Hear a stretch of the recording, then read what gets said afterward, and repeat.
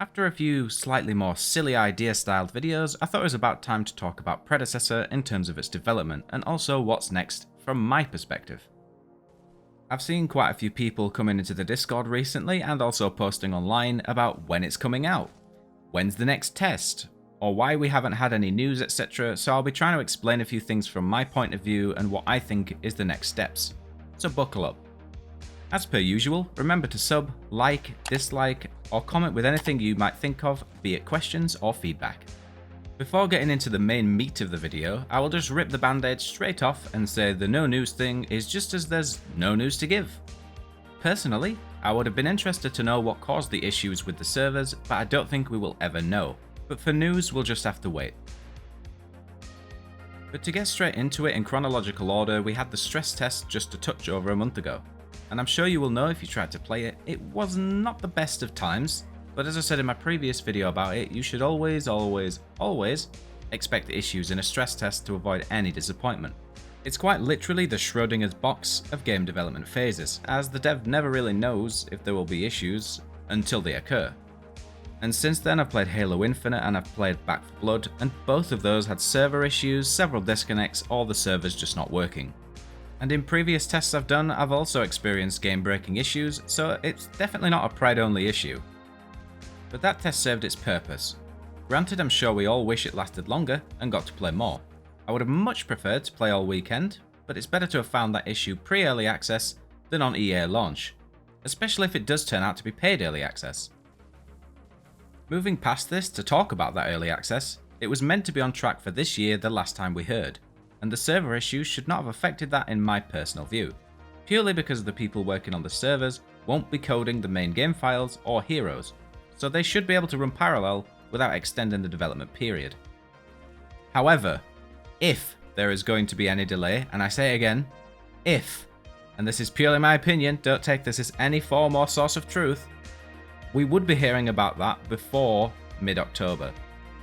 Partly because I don't think December will be the early access launch month, so I won't even count that in Q4, meaning October and November would be the 2 months left of the year to launch in. And I don't think Omega would wait until the last few weeks of the year to then tell us it's delayed.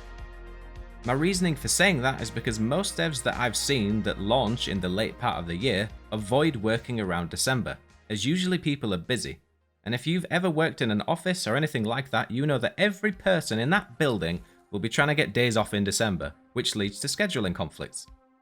Imagine you want to try and get patches or fixes made and people are off on holiday.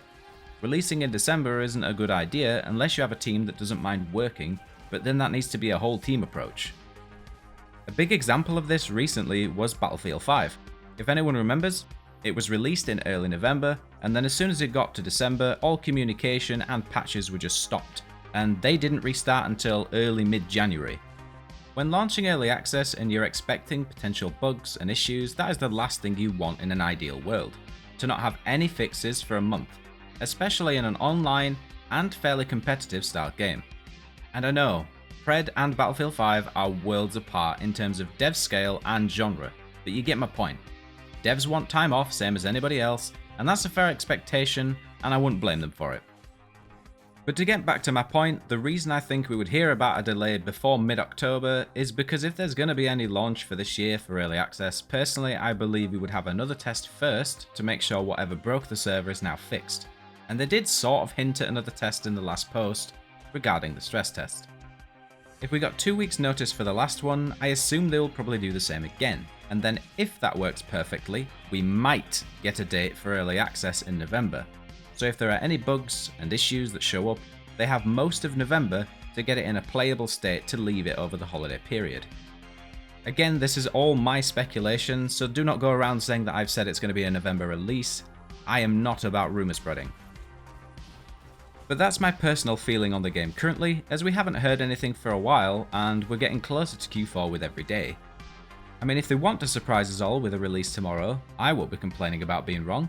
But my logical train of thought tells me that they would want another test before early access, just so they can guarantee no issues on day one.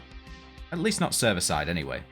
If there is a delay, then that's unfortunate, but I've waited this long, I can wait a little more. Let me know what you think will happen, or your guesses as to what month we might play again, or if you think there will be a delay. If you want to follow me on Twitter, Twitch, and all the other gubbings, the links will be in the pinned comment and the description.